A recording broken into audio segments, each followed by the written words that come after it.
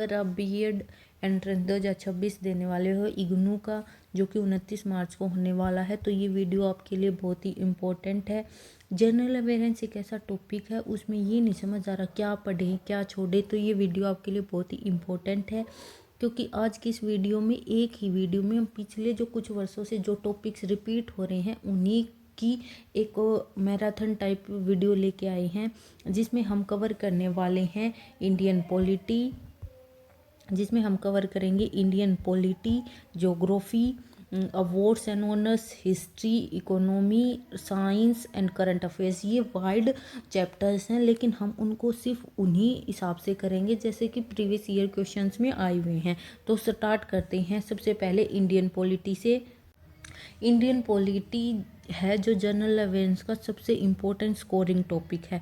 Indian polity के अंदर main topic हैं constitution of India, preambles, fundamental rights, duties, directive principles, parliament and judiciary and president and prime ministers. ये polity के question है जो repeated years में आए हुए हैं। वीडियो पसंद आ रही है तो वीडियो को लाइक कर दीजिए, चैनल को सब्सक्राइब कर लीजिए। फर्स्ट है कॉन्स्टिट्यूशन ऑफ इंडिया। इंडिया का जो सुप्रीम लॉ है, जो देश के रूल, स्ट्रक्चर, गवर्नमेंट को डिफाइन करता है, उसको हम कॉन्स्टिट्यूशन ऑफ इंडिया बोलते हैं। हमारा देश का एक सुप्रीम लॉ है जो 26 जनवरी 1950 को लागू हुआ था। इसमें गवर्नमेंट के रूल्स और सिटीजन्स के राइट डिफाइन किए गए थे।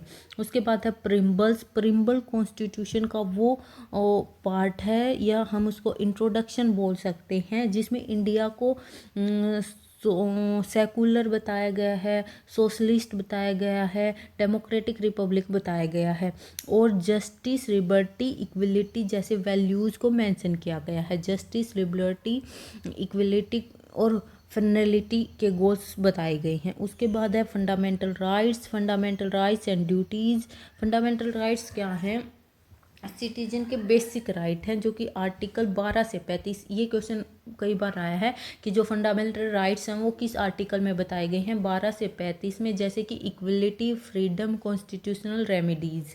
उसके बाद आती है फंडामेंटल ड्यूटीज, जो कि 51A में। ये आर्टिकल्स आपको याद रखने बहुत ही ज़रूरी हैं। कॉन्स्टिट्यूशन का रिस्पेक्ट करना और देश की यूनिटी बनाए रखना है। अब हम एकदम अच्छे से देखने वाले हैं ड्यूटीज़ को, कौन कौन सी ड्यूटीज़ हैं। जो फंडामेंटल ड्यूटीज़ हैं वो क्या होती हैं? रिस्पॉन्सिबिलिटी होती हैं हर इंडियन सिटीजन की, जो उसको फॉलो करना बहुत ही ज़रूरी है। फर्स्ट क्या है? अपने संविधान की रिस्पेक्ट करना। दूसरी क्या है? अपने नेशनल फ्लैग और एंथम को, राष्ट्रीय झंडे को और राष्ट्रीय गान को इज्जत देना। उसके बाद फ्रीडम फाइटर्स के आइडल्स को फॉलो करना, अपने देश की यूनिटी को अपहोल्ड रखना, अपनी जो कंट्री है उसको डिफेंड करना, उसकी रक्षा करना, हारमोनी, भाईचारे को प्रमोट करना। उसके बाद है वुमेन्स की डिग्निटी को रिस्पेक्ट करना, कल्चर हेरिटेज की प्रोटेक्ट करना, सेफ गार्ड इन्वायरमेंट, हमारे देश के इन्वायरमेंट को सेफ रखना, साइंटिफिक टेम्पर डेवलप करना ताकि देश को आगे उन्नति करने में हेल्प मिले, protect public property and ensure education for child. 6 से 14 साल के जितने भी गार्जियंस हैं, पेरेंट्स हैं, उनको ये ज़रूर ध्यान रखना है कि बच्चे को education, right to education, free में एजुकेशन मिले। ये थे हमारे कुछ फंडामेंटल ड्यूटीज़ जो हमें फॉलो करनी बहुत ही ज़रूरी हैं। इसके साथ साथ हमारे देश के संविधान में हमें कुछ राइट्स भी दिए गए हैं। वो राइट्स कौन कौन से हैं? अगर आपको वीडियो पसंद आ रही है तो लाइक, अपने दोस्तों के साथ शेयर, चैनल को सब्सक्राइब और साइड में बेल आइकन को प्रेस कर दीजिए। उसके बाद हम कर रहे हैं बीएड एंट्रेंस के लिए इंडियन पॉलिटी के फंडामेंटल राइट्स। कौन कौन से हैं फंडामेंटल राइट्स? फंडामेंटल राइट्स वे अधिकार हैं जो हर इंडियन सिटीजन को फ्रीडम और डिग्निटी के साथ जीने के लिए दिए गए हैं। ये अधिकारों से हम अपनी स्वतंत्रता और डिग्निटी को मेंटेन कर सकते हैं। फर्स्ट क्या है, और ये कमेंट कीजिए कौन से आर्टिकल में बताए गए हैं? समानता का अधिकार, equal right to equality. Law में सब व्यक्ति, जाति, लिंग, किसी रंग के आधार पर किसी के साथ भेदभाव नहीं किया जाएगा, सबको इक्वल ट्रीट किया जाएगा। उसके बाद है स्वतंत्रता का अधिकार, राइट टू फ्रीडम का। हर व्यक्ति को स्पीच, एक्सप्रेशन, मूवमेंट की आज़ादी है, बोलने की, अपने हाव भाव व्यक्त करने की, मूवमेंट की आज़ादी है। उसके बाद है शोषण के खिलाफ अधिकार, राइट अगेंस्ट एक्सप्लॉयटेशन। कोई भी बाल मजदूरी करवा रहा है, किसी का भी एक्सप्लॉयटेशन हो रहा है, तो उसको राइट है कि वो शोषण के खिलाफ आवाज़ उठा के सुप्रीम कोर्ट में जाए और केस रजिस्टर करवाए। उसके बाद है धर्म स्वतंत्रता का अधिकार, right to freedom of religion. Bharat क्या है, धर्मनिरपेक्ष राज्य है। यहाँ पर सबको अपने धर्म को चुनने की आज़ादी है, वो अपने धर्म को मान सकता है, उसको फॉलो कर सकता है। उसके बाद है संस्कृति एवं शिक्षा का अधिकार, कल्चरल एंड एजुकेशन राइट। अपनी भाषा, संस्कृति, शिक्षा का सराहना, मतलब कि हर व्यक्ति को अपनी संस्कृति को, जो कि माइनॉरिटीज़ हैं, अल्पसंख्यक हैं, उनको अपने कल्चर को बचाने का, शिक्षा ग्रहण करने का पूरा अधिकार है। उसके बाद है संवैधानिक उपवर्ग का अधिकार, राइट टू कॉन्स्टिट्यूशनल रेमेडीज। उपचार का अधिकार है, अपने अधिकारों के लिए कोर्ट जा सकते हैं। अगर किसी भी अधिकार का ये लगे कि हनन हो रहा है, वो कोर्ट में जा सकता है। ये जो डॉक्टर भीमराव अंबेडकर हैं, इन्होंने राइट ऑफ कॉन्स्टिट्यूशनल रेमिडीज़ को हार्ट एंड सोल, दिल और आत्मा बोला है संविधान का। ये राइट्स बहुत ही ज़रूरी हैं। आप ये बताइए कमेंट करके आपका फेवरेट राइट कौन सा है। उसके बाद हम बात करते हैं डायरेक्टिव प्रिंसिपल्स की, DPSP। DPSP क्या है, डायरेक्टिव प्रिंसिपल्स गवर्नमेंट के गाइडलाइंस होती हैं जिसमें या जिससे वेलफेयर स्टेट्स बनाए जाते हैं। ये आर्टिकल 36 से 51 में बताए गए हैं। वेलफेयर स्टेट बनाने में हेल्प करते हैं, हालांकि ये लीगली इन्फोर्स नहीं हो सकते। उसके बाद है parliament and judiciary. President country का हेड होता है, प्राइम मिनिस्टर गवर्नमेंट का हेड होता है, PM actually executive power use करता है, ठीक है। पार्लियामेंट लॉ बनाएगी, जैसे कि लोकसभा एंड राज्यसभा, ये दोनों मिलकर पार्लियामेंट बनाती हैं। जुडिशरी लॉ को इंटरप्रेट करती है, जैसे कि सुप्रीम कोर्ट, हाई कोर्ट्स। उसके बाद प्रेसिडेंट एंड प्राइम मिनिस्टर क्या है, प्रेसिडेंट क्या होता है, कॉन्स्टिट्यूशनल हेड, वही प्राइम मिनिस्टर क्या होता है, रियल एग्जीक्यूटिव हेड, गवर्नमेंट चलाता है, ठीक है। ये हो गई सारी चीज़ें। तो ये पूरी थी पॉलिटी। इनसे बाहर पॉलिटी में क्वेश्चंस बहुत ही मुश्किल आते हैं। पॉलिटी के करंट अफेयर्स में आ सकते हैं, जिसके अभी कौन है, तो हम वो करंट अफेयर वाली वीडियो में करेंगे। बाकी जो स्टैटिक जीके है, इसके अंदर पॉलिटी से बस इतने ही क्वेश्चन आएंगे। उसके बाद हम करने वाले हैं ज्योग्राफी। ज्योग्राफी के जो टॉपिक्स हैं उसके जो वे हैं state and capitals, major rivers, mountain ranges, plateaus, plains, national park and wildlife, climate, season, soil of India. ये स्टैटिक जीके ज्योग्राफी से टॉपिक्स हैं, इनसे बाहर कुछ नहीं आएगा। बिल्कुल शॉर्ट कंसेप्ट देखने वाले हैं, कुछ एक्स्ट्रा थ्योरी नहीं पढ़ेंगे, एक्स्ट्रा थ्योरी से बर्डन हो जाता है। ये लास्ट टाइम रिवीजन के लिए वीडियो है, सिर्फ मोटा मोटा देखेंगे कैसे क्या क्वेश्चन। हमें सिर्फ क्वेश्चन बनाने से मतलब है, हमें एंट्रेंस एग्जाम क्लियर कर एडमिशन चाहिए। तो चलो स्टार्ट करते हैं ज्योग्राफी को, जो कि जनरल अवेयर्स का एक और ज़्यादा स्कोरिंग पार्ट है पॉलिटी के बाद। इसमें हम सबसे पहले करेंगे स्टेट एंड कैपिटल से। इसमें हमने डेफिनेशन और एक्सप्लेनेशन और एग्जांपल दिए हैं। उसके बाद हम सारी स्टेट उसकी कैपिटल देखने वाले हैं इमेज के थ्रू। इसमें डेफिनेशन क्या बताई है, इंडिया अलग अलग स्टेट्स में डिवाइड है, हर स्टेट के कैपिटल होती है जहां से गवर्नमेंट ऑपरेट करती है, जैसे कि राजस्थान की जयपुर, महाराष्ट्र की मुंबई। इमेजेस में हम कंप्लीट देखने वाले हैं। उसके बाद आती है major rivers of India. Rivers natural flowing water bodies हैं। इंडिया की जो इम्पोर्टेंट रिवर्स हैं, जैसे कि Ganga, Yamuna, Brahmaputra, agriculture drinking water के लिए बहुत ही इम्पोर्टेंट हैं। उसके बाद है माउंटेन रेंजेस। माउंटेन जो हाईली एलिवेटेड लैंडफॉर्म होती हैं, जो लैंडफॉर्म्स, ऊंची लैंडफॉर्म्स को हम माउंटेन बोल देते हैं, जैसे कि हिमालय बहुत ही इम्पोर्टेंट माउंटेन रेंज है, जो क्लाइमेट और रिवर्स को इन्फ्लुएंस करती है, ठीक है। उसके बाद है हमारा प्लेट्यूज एंड प्लेन्स। ये क्या होती है, एलिवेटेड फ्लैट लैंड होती है। प्लेन क्या होती है, फ्लैट लो लैंड होती है, ठीक है। डक्कन प्लेट्यू मिनरल्स के लिए फेमस है, वही नॉर्थन प्लेन्स एग्रीकल्चर के लिए। नॉर्थन गंगा से बनता है, जो गंगा का जलहोड मिट्टी से एक नॉर्थन प्लेन बना है, जो कि एग्रीकल्चर के लिए इंडिया में बहुत ही फेमस है। उसके बाद हम सभी स्टेट्स एंड उसकी कैपिटल्स देखने वाले हैं। सभी स्टेट्स की कैपिटल देखेंगे।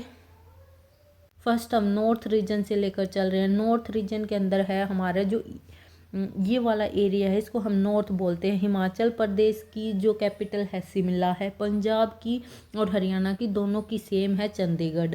उसके बाद उत्तराखंड है उसकी है देहरादून, ठीक है। उसके बाद हम ईस्ट वाले देख रहे हैं। बिहार की पटना कैपिटल है, वेस्ट बंगाल की कोलकाता, उड़ीसा की भुवनेश्वर, झारखंड की रांची है। या याद रखना, इनसे बहुत अच्छे से हो जाएगा। वेस्ट अगर ये वाला रीजन देखें, राजस्थान की है जयपुर, गुजरात की है गांधीनगर, महाराष्ट्र की है मुंबई और यहाँ पे है गोवा, इसकी है पणजी। उसके बाद हम साउथ वाले स्टेट देख रहे हैं। साउथ के अंदर ये वाला रीजन है क्या, हमारा साउथ रीजन। इसमें कर्नाटक की जो कैपिटल है बेंगलुरु, तमिलनाडु की चेन्नई, तेलंगाना की हैदराबाद, केरला की तिरुवनंतपुरम, आंध्र प्रदेश की अमरावती है। उसके बाद क्या हो गई, हमारा नॉर्थ रीजन हो गया, वेस्ट रीजन हो गया, ये ईस्ट का देख लिया हमने इधर से, सॉरी। ये अब क्या है, हमारे नॉर्थ ईस्ट वाले हैं। इनको हम 7 सिस्टर्स के नाम से भी जानते हैं। फर्स्ट क्या है इसमें, असम दिसपुर है, अरुणाचल प्रदेश की ईटानगर, मणिपुर की इम्फाल है, मेघालय की शिलोंग, नागालैंड की कोहिमा, त्रिपुरा अगरतला है, मिजोरम की इजवाल है और सिक्किम की गंगटोक है। ये वाले हमारे 7 स्टेट हैं। इनको हम 7 सिस्टर के नाम से भी जानते हैं। ये हो गए नॉर्थ ईस्ट के, ये हमारे ईस्ट के हो गए, ये वेस्ट के, ये नॉर्थ के और ये हैं साउथ के। ये हमारे सारे स्टेट्स और उनकी कैपिटल्स हैं। उसके बाद है इंडियन रिवर्स, इंपॉर्टेंट रिवर्स करने वाले हैं। कौन कौन सी इंपॉर्टेंट रिवर्स हैं। इंडिया को ना रिवर्स ऑफ लैंड भी कहा जाता है। एग्जाम में रिवर्स से क्वेश्चन बार बार पूछा जाता है, तो ये टॉपिक बहुत ही इम्पोर्टेंट है। चलिए शुरू करते हैं। इंडिया की मेजर रिवर्स से फर्स्ट क्या है, गंगा नदी। गंगा नदी क्या है, ये है हमारी गंगा नदी। गंगा इंडिया की सबसे इम्पोर्टेंट रिवर है जो हिमालय से निकलकर बे ऑफ बंगाल में गिरती है। एग्रीकल्चर और रिलीजियस इम्पोर्टेंस दोनों फेमस है इसके लिए। उसके बाद है यमुना, ये है हमारी यमुना नदी। यमुना गंगा की मेन ट्रिब्यूटरी है। यमुनोत्री ग्लेशियर से निकलती है और इलाहाबाद प्रयागराज में गंगा से मिल जाती है। ये हरियाणा और यूपी से होके निकलती है, इन दोनों के बॉर्डर्स पर बनी है। उसके बाद है ब्रह्मपुत्र रिवर, ये हमारे ब्रह्मपुत्र रिवर है। ब्रह्मपुत्र ट्राइबेट से निकलती है, तिब्बत से निकलती है और आसाम से होकर बहती है। ये इंडिया की सबसे पावरफुल रिवर्स में से एक है। हमने कौन कौन सी कर ली, गंगा, यमुना, ब्रह्मपुत्र। उसके बाद है इंडस सिंधु नदी, ये हमारी 4th रिवर है। जो इंडस रिवर है ये भी तिब्बत से निकलती है, पाकिस्तान में फ्लो करती है। इंडस वैली सिविलाइजेशन यहीं पे डेवलप हुआ था। उसके बाद है गोदावरी, एक सेकंड, गोदावरी के बाद है कृष्णा रिवर। कृष्णा रिवर क्या है, ये रही हमारी Krishna river. Krishna river Western Ghat से ओरिजिनेट होती है और साउथ इंडिया की एक मेजर रिवर है। उसके बाद ये जो महाराष्ट्र, कर्नाटक और आंध्र प्रदेश से होकर बहती है और एग्रीकल्चर के लिए बहुत ही इम्पोर्टेंट रोल प्ले करती है। उसके बाद आती है कावेरी नदी। कावेरी को साउथ इंडिया की जो पवित्र नदी है वो माना जाता है। कर्नाटक से निकलती है, तमिलनाडु में फ्लो करते हुए बे ऑफ बंगाल में गिर जाती है। इसको सिंचाई के लिए, फार्मिंग के लिए बहुत ही यूजफुल माना जाता है। उसके बाद आती है नर्मदा नदी। नर्मदा नदी सेंट्रल इंडिया में फ्लो करती है, अमरकंटक की पहाड़ियों से निकलती है और वेस्ट डायरेक्शन में अरेबियन सी की तरफ बह जाती है। ये इंडिया की फ्यू वेस्ट फ्लोइंग रिवर्स में से एक है। वेस्ट के अंदर बहुत ही कम रिवर्स हैं, उनमें से कुछ में से ये एक है। उसके बाद है ताप्ती नदी। ताप्ती रिवर भी नर्मदा की तरह वेस्ट में बहती है, मध्य प्रदेश से ओरिजिनेट होकर अरेबियन सी में गिर जाती है। ये कंपैरेटिवली सबसे छोटी नदी है, एग्जाम के लिए इम्पोर्टेंट है। ये थी पूरी हमारी रिवर्स, जिसमें हमने कौन कौन सी रिवर की है एक बार फिर से देखिए। पहले की हमने गंगा, ब्रह्मपुत्र, सिंधु, झेलम एंड रवि, यमुना, नर्मदा, ब्रह्मपुत्र, कृष्णा। जो नर्मदा और ताप्ती हैं ये दोनों वेस्ट की नदियां हैं, बहुत ही कम है। ये सबसे छोटी नदी है। ये सारी हमारी नदियाँ हो गई। उसके बाद हम करने वाले हैं mountains of India. Mountains of India भी बहुत ही इंपॉर्टेंट टॉपिक है, हर साल क्वेश्चन बनता है। हमारी जो इंडिया की ज्योग्राफी है उसके अंदर माउंटेन बहुत ही इम्पोर्टेंट रोल प्ले करते हैं। एग्जाम में माउंटेन रेंजेस से डायरेक्ट क्वेश्चन कई बार पूछा जा चुका है। तो चलिए एक बार इम्पोर्टेंट माउंटेन्स रेंज इजी तरीके से देखते हैं इस बार। सबसे पहले क्या है, हिमालय। क्या है, हिमालयाज। हिमालयाज इंडिया की सबसे हाईएस्ट और इम्पोर्टेंट माउंटेन रेंजेज है। ये नॉर्थ इंडिया में लोकेटेड हैं और इंडिया को कोल्ड विंड्स, जो ठंडी हवाएं आती हैं, उनसे प्रोटेक्ट करती हैं। साथ ही मेजर रिवर्स जैसे कि गंगा और यमुना यहीं से निकलती हैं। हिमालय क्या हो गया, गंगा और यमुना का जहाँ से निकलती हैं वहाँ का उद्गम स्थल हो जाता है। नॉर्थ इंडिया में लोकेटेड है, जो ठंडी हवाएं आती हैं उनसे प्रोटेक्ट करता है। उसके बाद आता है हमारा काराकोरम रेंज। काराकोरम रेंजेज हिमालय का ही पार्ट है, इसी का पार्ट है हिमालय का ही। ये जम्मू कश्मीर रीजन में लोकेटेड हैं। यहाँ दुनिया की सेकंड हाईएस्ट पीक K2 पाई जाती है। कहाँ पे, काराकोरम रेंजेस के अंदर ही, ये हिमालय का ही पार्ट है। उसके बाद आती है अरावली हिल्स या रेंज बोल सकते हैं। अरावली इंडिया की सबसे जो पुरानी ओल्डेस्ट माउंटेन रेंज है वो है, राजस्थान के अंदर लोकेटेड होती है। और गुरु शिखर इसकी हाईएस्ट पीक है। जो काराकोरम थी उसकी क्या थी, K2 थी। एक बार कलर चेंज कर देते हैं, इसकी थी K2। इस जो अरावली रेंज की है उसकी है गुरु शिखर हाईएस्ट पीक है इसकी। उसके बाद विंध्या रेंज आती है। विंध्या रेंज नॉर्थ और साउथ इंडिया के बीच में है। ये हमारा नॉर्थ, ये है साउथ, इसके बीच में हमारी ये रेंज प्रेजेंट है। ये सेंट्रल इंडिया में लोकेटेड है और हिस्ट्री के साइड से बहुत ही इम्पोर्टेंट है। उसके बाद है सतपुड़ा रेंजेस पैरेलल चलती हैं विंध्या रेंजेस के, सेंट्रल इंडिया में है। वाइल्ड लाइफ डेंस फॉरेस्ट के लिए बहुत ही फेमस है। उसके बाद आते हैं ईस्टर्न घाट्स इस साइड में लोकेटेड हैं। ये पैरेलल हैं बे ऑफ बंगाल के और वेस्टर्न घाट्स को कंटिन्यू करते हैं। ये कंप्लीट थी हमारी माउंटेन रेंजेस। अगर आपको ये पसंद आ रही है ना तो वीडियो को लाइक कर लीजिए। उसके बाद कंचनजुंगा और माउंट एवरेस्ट हिमालय पर ही हैं। उसके बाद करते हैं नेशनल पार्क्स, जो कि बहुत ही इम्पोर्टेंट रोल प्ले करते हैं। जैसा कि आपको पता है, जो इंडिया है वो बायोडाइवर्सिटी के लिए वर्ल्ड में फेमस है।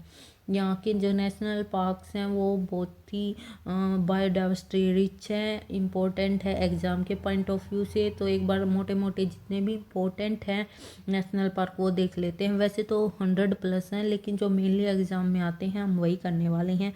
फर्स्ट है Jim Corbett national park, India का सबसे पहला नेशनल पार्क है। उत्तराखंड के अंदर है, ये याद रखना हम क्या है, उत्तराखंड के अंदर है। और टाइगर रिजर्व के लिए फेमस है। किसके लिए, टाइगर्स के लिए। ये हो गया जिम कॉर्बेट का, इंडिया का फर्स्ट नेशनल पार्क है। ये क्वेश्चन बन सकता है, उत्तराखंड के अंदर है और टाइगर्स के लिए फेमस है। उसके बाद सेकंड काजीरंगा नेशनल पार्क है, असम के अंदर है, एक सींग वाले गेंडे के लिए फेमस है। उसके बाद थर्ड है रणथंभौर नेशनल पार्क, आर से याद रखना, राजस्थान के अंदर प्रेजेंट है। ये एक सेकेंड, राजस्थान के अंदर प्रेजेंट है, लोकेटेड है। टाइगर्स के लिए ही फेमस है, वाइल्ड लाइफ टूरिज्म के लिए बहुत ही पॉपुलर पार्क है। उसके बाद सुंदरबंस नेशनल पार्क आता है। क्या, Sundarban national park west of Bengal में है। लार्जेस्ट मैंग्रोव फॉरेस्ट इसी पार्क के अंदर है और ये फेमस है मैंग्रोव फॉरेस्ट और रॉयल बंगाल टाइगर के लिए। किसके लिए, रॉयल बंगाल टाइगर के लिए।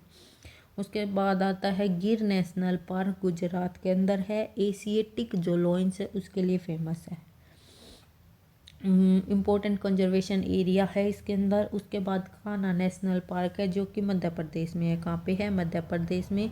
बारहसिंगा डियर के लिए फेमस है। और उसके बाद है बांदीपुर नेशनल पार्क, जो कि कर्नाटक के अंदर है। फेमस किसके लिए, टाइगर्स एलिफेंट्स के लिए बहुत ही इम्पोर्टेंट है, साउथ इंडिया का इम्पोर्टेंट पार्क है। ये थे हमारे कुछ इम्पोर्टेंट पार्क्स।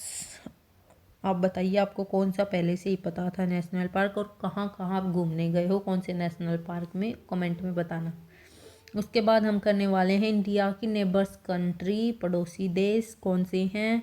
सारा जो लैंड नेबर्स हैं वो 7 हैं, 2 हमारे वाटर नेबर्स हैं मतलब जल पड़ोसी हैं। हम सभी को एक बार याद करने वाले हैं। नेबर कंट्री से डायरेक्ट क्वेश्चन कई बार पूछ लिया है। तो फर्स्ट जो नेबर कंट्री है वो है पाकिस्तान। कौन सी है? फर्स्ट नेबर कंट्री है पाकिस्तान। वेस्ट में लोकेटेड है, इसकी कैपिटल इस्लामाबाद है और इंडिया के साथ लैंड बॉर्डर शेयर करता है। क्या? लैंड बॉर्डर शेयर करता है। उसके बाद है अफ़गानिस्तान, इंडिया का नॉर्थ ईस्ट में लोकेटेड है, इसकी कैपिटल काबुल है और ये स्ट्रेटेजिक इम्पोर्टेंस रखता है। उसके बाद है चाइना थर्ड पर। चाइना नॉर्थ में लोकेटेड है, ये नॉर्थ में है और जो पाकिस्तान है वो वेस्ट में है और ये नॉर्थ जो अफ़गानिस्तान है नॉर्थ वेस्ट में है। ये याद रखना, चाइना नॉर्थ में लोकेटेड है, इसकी जो कैपिटल है वो बीजिंग है। ये जितने भी पड़ोसी देश हैं इनकी कैपिटल याद रखनी ज़रूरी है। और ये इंडिया का लार्जेस्ट नेबरिंग कंट्री है। ठीक है, कौन सा? लार्जेस्ट नेबरिंग कंट्री, जो सबसे ज़्यादा लैंड बॉर्डर शेयर करता है। उसके बाद है नेपाल। फोर्थ है नेपाल। नेपाल की जो कैपिटल है काठमांडू है, ये भी नॉर्थ में लोकेटेड है और इंडिया के साथ ओपन बॉर्डर शेयर करता है। उसके बाद है भूटान, फिफ्थ है। इसकी भूटान की जो कैपिटल है वो थिम्पू है। पीसफुल नेबरिंग कंट्री है सबसे ज़्यादा, इसके साथ हमारा कभी कोई मतभेद नहीं हुआ है। उसके बाद है बांग्लादेश 6 नंबर पर, इसकी कैपिटल ढाका है, ईस्ट में लोकेटेड है, इंडिया के साथ लॉन्गेस्ट बॉर्डर शेयर करता है। ठीक है, उसके बाद हम ये बॉर्डर शेयर करता था वो सबसे बड़ा कंट्री था चाइना। म्यांमार है, म्यांमार इंडिया के ईस्ट में लोकेटेड है, इसकी कैपिटल कौन सी है? जो म्यांमार की है ये फार ईस्ट में प्रेजेंट है, इसकी कैपिटल आपको कमेंट में बतानी है। चलो एक बार बता देते हैं। नेपिडा है इसकी, साउथ ईस्ट एशिया से कनेक्टेड है। ये श्रीलंका, ये हमारा जल पड़ोसी मतलब वाटर नेबर है, ये साउथ में लोकेटेड है हमारे। कहाँ पर लोकेटेड है? ये है श्रीलंका, साउथ में लोकेटेड है और इसकी जो कैपिटल है वो कमेंट में बताओ। कोलंबो। और ये क्या है? हमारी जो समुंदर है उससे सेपरेटेड है। उसके बाद मालदीव्स है। मालदीव इंडिया के साउथ वेस्ट में लोकेटेड है, ये अरेबियन सी की एक आइसलैंड कंट्री है और इसकी जो कैपिटल है वो मेल है। ये थे पूरे पड़ोसी देश। कुल 9 कंट्रीज़ हैं, 7 लैंड 2 वाटर से पड़ोसी देश हैं। आप बताओ आपको पहले से कितने नेबर्स याद थे? उसके बाद हम करने वाले हैं अवार्ड्स एंड ऑनर्स के। ये बहुत ही इम्पोर्टेंट टॉपिक है, हर साल इससे क्वेश्चन बनते हैं, हर साल। अवार्ड्स कौन से हैं? भारत रत्न, पद्म अवार्ड्स जैसे कि Padmashri, Padma Bhushan, Padma Vibhushan, Nobel prize, sports award जैसे कि अर्जुन अवार्ड, द्रोणाचार्य अवार्ड। देखते हैं कि जो 2024 में भारत रत्न या ये जितने भी अवार्ड हैं किसको मिले हैं, कब मिले हैं। ठीक है, हमने पहले भारत रत्न की बात की, फिर बाद पद्म अवार्ड्स की, नोबेल प्राइजेस की, स्पोर्ट्स अवार्ड्स की। लेटेस्ट अवार्ड किस किस को मिले हैं ये देखते हैं। जो भारत रत्न है वो मिला है कर्पूरी ठाकुर को, लाल कृष्ण आडवाणी जी को, पीवी नरसिंह राव को, चौधरी चरण सिंह जी को और MS स्वामीनाथन को मिली हैं भारत रत्न अब तक। उसके बाद पद्म अवार्ड्स हैं, मेजर नेम्स जिन जिन को मिले हैं। आर्ट के अंदर में मिला है वैजयंती माला जी को, सिनेमा में चिरंजीवी को, सिनेमा में ही मिथुन चक्रवर्ती जी को और म्यूजिक में उषा जी को। उसके बाद नोबेल प्राइजेस की बात करें 2023 में लेटेस्ट कंप्लीट सेट है। पीस शांति के लिए मिला है नरगिस मोहम्मदी को, लिटरेचर में जॉन फोसे को मिला है, फिजिक्स में पीरे अगोस्ती, फ्रेंस क्रुस्था, एनी एल ह्यूलियर को मिला है, केमिस्ट्री के अंदर इन सब को मिला है, मेडिसिन में कैल्ट्रीन ड्रीव को मिला है। उसके बाद स्पोर्ट्स अवार्ड हैं जैसे कि रिसेंट इंडिया में जो मेजर ध्यानचंद खेल रत्न अवार्ड है, सात्विक अंचिराग बैडमिंटन के खिलाड़ी हैं, इनको मिला है। अर्जुन अवार्ड मल्टीपल प्लेयर्स को मिला है 2023 में और द्रोणाचार्य अवार्ड टॉप कोचेज को मिला है। उसके बाद हम देखते हैं हिस्ट्री की। हिस्ट्री है एनिशियंट, मेडिविलियन, मॉडर्न। उसके बाद फ्रीडम स्ट्रगल, इम्पोर्टेंट डेंसिटीज़, जो सल्तनत है, important revolts, movements and important personality. ये इम्पोर्टेंट टॉपिक हैं हिस्ट्री के। अब बात करते हैं, बिल्कुल ऐसे टॉप से क्वेश्चन आते हैं, ऐसे डीप में क्वेश्चन नहीं आएंगे बीएड एंट्रेंस में हिस्ट्री से, तो वही हम मेन पढ़ने वाले हैं कौन कौन से ज़रूरी हैं। जैसे कि एनिसेंट, प्राचीन हिस्ट्री के अंदर इंडिया की जो सबसे पुरानी हिस्ट्री को एनिसेंट हिस्ट्री बोलते हैं, जिसमें Indus valley civilisation, Vedic period, Maurya and Gupta empire आते हैं। ये हमारे कल्चर एंड सिविलाइजेशन की शुरुआत बताते हैं। यहाँ से हमारे जो कल्चर है, सिविलाइजेशन है, स्टार्ट हुई है कहाँ से, इंडस वैली सिविलाइजेशन से, वैदिक पीरियड, उसके बाद मौर्य और फिर गुप्त एम्पायर आते हैं। उसके बाद मेडिविलियन आती है। ये पीरियड जो 8वीं सेंचुरी है उससे लेकर 18वीं सेंचुरी तक का है। मेडिविलियन हिस्ट्री ये भी पूछ सकते हैं कहाँ से कहाँ तक है, 8वीं से 18वीं तक। ठीक है, इसमें दिल्ली सल्तनत और मुगल एम्पायर आते हैं। आर्किटेक्चर, कल्चर और एडमिनिस्ट्रेशन का डेवलप हुआ है। आज मेरी तबीयत की वजह से थोड़ी आवाज़ ख़राब आ रही है, उसके लिए सॉरी। उसके बाद मॉडर्न हिस्ट्री, मुंह के अंदर छाले हुए हैं, इस वजह से जो प्रोनाउंसिएशन है गलत होती जा रही है, सो सॉरी फॉर डैट। ये पीरियड ब्रिटिश रूल से रिलेटेड है। इसमें British east India company, revolts and independence movement शामिल हैं। फ्रीडम स्ट्रगल की बात करें तो इंडिया की जो इंडिपेंडेंस के लिए कई मूवमेंट्स किए गए थे, जैसे कि non corporation movement, civil disobedience, quit India movement, Bharat छोड़ो आंदोलन, civil disobedience, non cooperative movement. इनके लीडर थे गांधी जी, नेहरू जी, सुभाष चंद्र बोस जी। इम्पोर्टेंट जो सल्तनत हैं और इंडिया पर रूल करके गई जो सल्तनतें हैं, जैसे कि मौर्य, गुप्त और मुगल। एग्जाम में रूलर्स और उसके अचीवमेंट्स पूछे जाते हैं। उसके बाद थर्ड पॉइंट है इम्पोर्टेंट रिवोल्ट्स एंड मूवमेंट। जो इम्पोर्टेंट आंदोलन हुए वो जैसे ब्रिटिश रूल के खिलाफ प्रोटेस्ट और रिवोल्ट्स हुए थे। जो सबसे पहले क्रांति है, फर्स्ट वॉर ऑफ इंडिपेंडेंस, वो 1857 की क्रांति है। ये सबसे इम्पोर्टेंट टॉपिक है। फिर आता है 7th पॉइंट इम्पोर्टेंट पर्सनैलिटीज़ का, जो फेमस हिस्टोरिकल लीडर्स हैं, रिफॉर्मर्स हैं, जैसे कि महात्मा गांधी, भगत सिंह, रानी लक्ष्मीबाई। इनके कंट्रीब्यूशन से एग्जाम में क्वेश्चन पूछे जाते हैं। ये हिस्ट्री में इतना डीप में क्वेश्चंस नहीं आएंगे, बस बिल्कुल इजी क्वेश्चन आते हैं हिस्ट्री के। उसके बाद इकोनॉमी की बात करते हैं। इकोनॉमी में जो बेसिक इकोनॉमिक टर्म है, इससे क्वेश्चन बन सकता है banking system, budget, taxation, national income, inflation, deflation, government schemes, economic institute, इन्हीं से क्वेश्चन आते हैं। तो चलो एक बार इनके एक्सप्लेनेशन और डेफिनेशंस देख लेते हैं।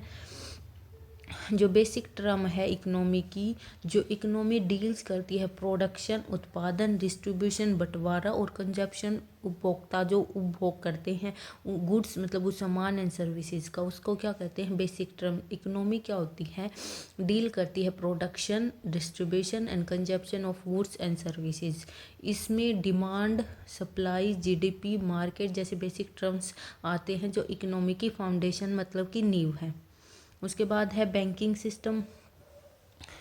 बैंकिंग सिस्टम मैनेज करता है मनी, डिपॉजिट्स एंड लोन को, पैसे को, जो डिपॉजिट्स हुए हैं उनको और लोन्स को। इसमें बैंक्स हैं जैसे कि आरबीआई, कमर्शियल बैंक्स जैसे कि पीएनबी, पंजाब नेशनल बैंक हो गया, बड़ौदा बैंक, बहुत सारे बैंक हैं जो कमर्शियल बैंक्स हैं। उसके ये सारी चीज़ें मनी कंट्रोल करते हैं। ये बैंक्स लोन्स देते हैं और इकोनॉमी को स्टेबल रखते हैं। लोन, कहीं से लोन लेंगे, कहीं डिपॉजिट हो रहा है।